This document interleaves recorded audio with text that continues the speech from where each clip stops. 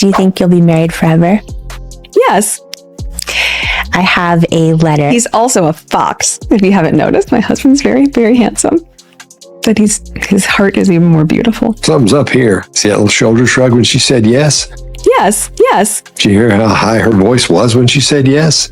yes. When we're stressed, our larynx closes up a little bit and our voice tone gets a little bit higher. That's why the pitch of the yes is so high. Meghan's big podcast moment with Jaime Kern-Lima got twisted by South Park into non-stop comedy. From fake deep lines to overdone emotions, they exposed it all. And now the internet can't stop laughing, making this one of her toughest public roasts. Yet I've had it harder than literally any other person on the planet. Even Jesus, nailed up to the cross, didn't suffer as much as you. I know. Just love that this is what the Lord willed me to do with my will. To make another podcast where celebrities can talk about how hard their lives are, not to help people. South Park didn't care about Jaime Kern-Lima being rich or successful. They flipped her chat with Meghan into a total joke with long, awkward pauses, fake-sounding pep talk lines, and moments that felt more like acting than talking. And people couldn't stop cringing. Love that your eyes are sparkling right now. You know, Meghan, how are you today? Which, by the way, I just have to say, yes. Enjoy them. I forgot to have fun. You're right. You're right. Viewers were shocked at how perfectly South Park showed the awkward vibe Meghan's. Big Oprah-style moments suddenly looked empty, and instead of being warm, felt robotic. The parody hit so hard, people started wondering if her bare media image could ever bounce back after this. What we're doing here is as, if not more important than solving world hunger. Wow. I practiced really hard to come off as genuine. So did I. I think it's working. I do too. Things went downhill fast because South Park didn't stop at a couple jokes. They tore Meghan's whole interview apart. Those long pauses she thought looked deep got stretched into endless boring moments. And every yes, absolutely, and I know was repeated so much. It became a joke showing how fake the whole thing felt. But you're the same. You're the same. Like, I know. Yeah. I know. Yeah. And look, South Park is known for satire and for mocking people. No one is safe. This isn't the first time they've done an episode on the royal family, but this particular episode was quite scathing and the grains of truth that it held. And I'm not sure how the Sussexes are taking it. Obviously, it is a cartoon. You just can't leave us alone, can you? Oh my God, he's so obsessed with us. Wow. I know. Yeah. You just have to prove like you have the proof that you're proving that you can prove the proof. It's divine intervention that God brought you to this podcast today. Want some pretzels? I put them in a bag myself. These pretzels are divinely ordered. The pretzels themselves. Meghan Markle, they've just learned the hardest of lessons, which is, if you start a brawl, do not be surprised if you end up getting punched twice as hard. In fact, South Park has just knocked them out. There isn't a successful lifestyle brand as ever. We sold out of everything in 45 minutes. Amazing. You've been working so hard. Oh my gosh, I worked so hard. I worked very hard, and I'm still working very hard.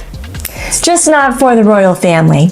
Yet, I still insist on being called her royal. Social media went wild with side-by-side clips of the real interview and the parody, and everyone agreed South Park didn't even have. To make things up, the awkward vibe was already there. What Meghan thought would show her soft side turned into a worldwide joke, and instead of winning hearts, it only proved how staged and empty the whole thing looked. If it's truly what we want, then we really can get away from it all. No more magazines and Netflix shows. We really can live a normal life. Yes, I'm sure you agree, darling. We can be the people we talked about being, with no more worries about how we look or the image we project to people. What matters is what we have on. What do Americans really think of Harry and Meghan? We despise them. So why did you say yes to doing this show? Because it's you. And to me, that means... Are you okay? Oh, that's so kind. I am. I'm better than okay. What's my line? How are you? I know, you always make it about me. I do. So now let's discuss. Wait, you're supposed to talk about how amazing I am at being a friend to you? South Park then turned the spotlight on Meghan's big vulnerability act, and that is where it stung the most. Every pause, every heavy sigh, every healing and growth line was stretched out, until it was clear nothing felt real. Instead of sounding deep, it came off like a script straight. From a PR handbook, there isn't a tear in sight. It's an actor's trick. Don't make yourself cry. Oh, I can do that so well. Oh my God, it's crazy. Yes, took them out of the box, put them in some other packets, which seems to be Meghan's idea of cooking. Fans were quick to say the emotional tone felt more like a staged act than a real chat. And South Park nailed it by turning her polished lines into flat, lifeless quotes that made people wonder if any of it was real. The parody showed what was missing authenticity, and viewers caught it instantly. Don't care. Don't care. What the hell? What did he just say? He victimized me. It's because I'm an ethnic woman. He can't do that. I'll say, wait, you're ethnic? This is an outrage. There's this horrible spy who lives across the street from us, and we're gonna get him back by changing our brand. Is this you? Sorority girl, actress, influencer, victim. Yeah, that's totally me. Welcome to the Jamie Kern Lima Show. Her show is unlike any I've ever done. A revelation. When you listen, it feels like a hug, but your brain and your spirit and your heart is like, wow. When I look into Jamie's eyes, I feel like I am on some other cosmic level with her. I could see the light around her. She's infused. Even the tiny details became jokes, like the bag of pretzels that Meghan called divinely ordered South Park, flipped it into a running gag, making the pretzels a symbol of how over the top and ridiculous. The whole interview seemed, this woman looks to me like a malignant narcissist. This woman has zero self-awareness. Fans online went wild, making memes about the divine pretzels and joking that South Park barely needed to parody anything. They just replayed it sharper and funnier if even pretzels felt staged then. The whole podcast looked forced and fake, showing how one small detail exposed the whole vibe. Before I go to bed almost every night, I email them. Wow. They will end up at one point in their life, maybe when they're 16 or when they're 18, that I say, here's an email that I've been keeping for you. Because that's really what you want when you're 18. 40,000 emails, Maureen, from your mother. These emails are so that when my children are of age, they can come to me and say, oh my God, you loved us so much. It's me. It's divinely ordered how many times we've said I and me. Why did you say yes to this show? And then you're like, do it. I was like, what? You're like, do it. I was like, what? You're like, do it. And then I was scared.